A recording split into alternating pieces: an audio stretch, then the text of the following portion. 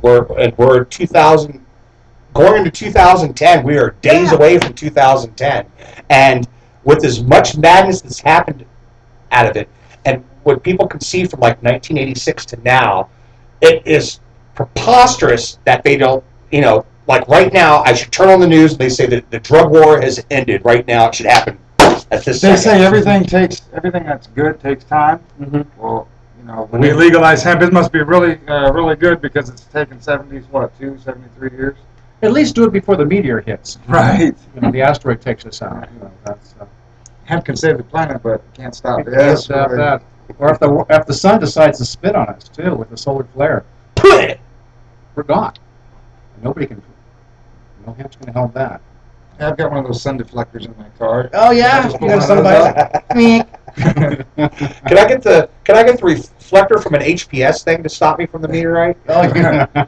I think you have some information, Hempy, you want to read to us that sure. we got from a local attorney, Ron Green, that he had this information that he gave to me, and as well as a lot of other people. It's a very positive thing on how West Hollywood's dealing with their medical marijuana. LA Times. Okay, West Hollywood medical marijuana success story. And this is dated November 16, 2009. A few miles from Los Angeles City Hall, a small experiment in marijuana regulation has been underway for years. While the state's largest city passed a flawed moratorium, failed to enforce it, debated proposed rules endlessly, and watched flummoxed as dispensaries multiplied, West Hollywood pressed ahead, confronted with its own dispensary explosion. In 2005, the city surrounded by LA imposed a moratorium on dispensaries, clamped interim rules on the ones that were open, passed a strict ordinance, and capped the number allowed at 4, all within 2 years. When the West Hollywood City Council updated its ordinance earlier this month, the vote was unanimous. No residents spoke in opposition, and the city's dispensaries operators lined up in its support. In West Hollywood City, officials say it's been more than 2 years since a resident has complained about a dispensary. County Sheriff's Department, which patrols the city, says there have been no recent crimes at dispensaries. Cities with no medical marijuana regulations, including Los Angeles, San Diego, and Long Beach, have seen an outcry from neighborhoods upset that dispensaries open wherever they want, often in close proximity, and attract nuisances such as traffic and real dangers such as robberies.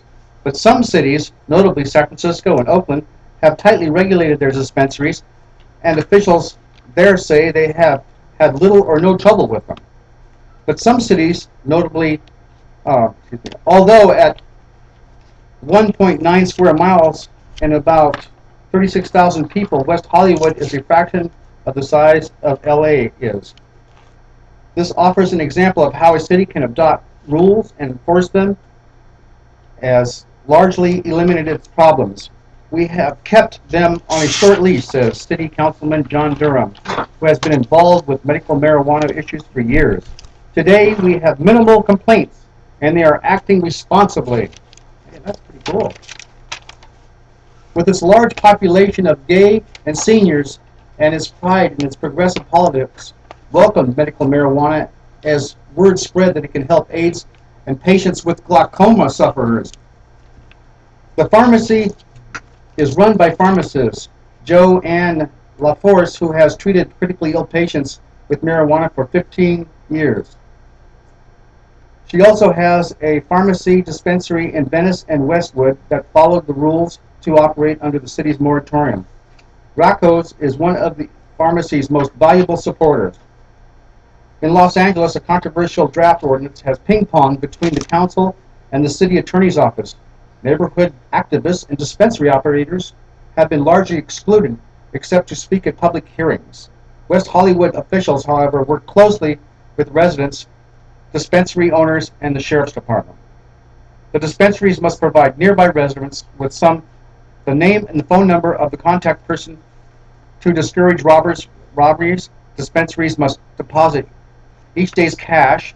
Security guards have to patrol 2-block radius to prevent loitering and smoking, and guards must be unarmed. Don Duncan, the area's most visible medical marijuana advocate, as the California Director for Americans for Safe Access, runs the unflashy Los Angeles Patients and Caregivers Group. A security guard is always on the sidewalk in front of the cannabis green front store. We haven't had a complaint in 3 years, Duncan said. The pharmacy, unlike most outlets, leaves its doors open, inviting passersby to check it out and served and Buddha-influenced vibe. Alternative herbal health services across the street is more discreet, with a colorful sign, much like those found at natural food stores. A fifth dispensary, the Sunset Super Shop, which city officials want to shut down, occupies a metaphorical sweet spot on the Sunset Strip between the hustler, Hollywood boutique, sex, and whiskey a go-go rock and roll.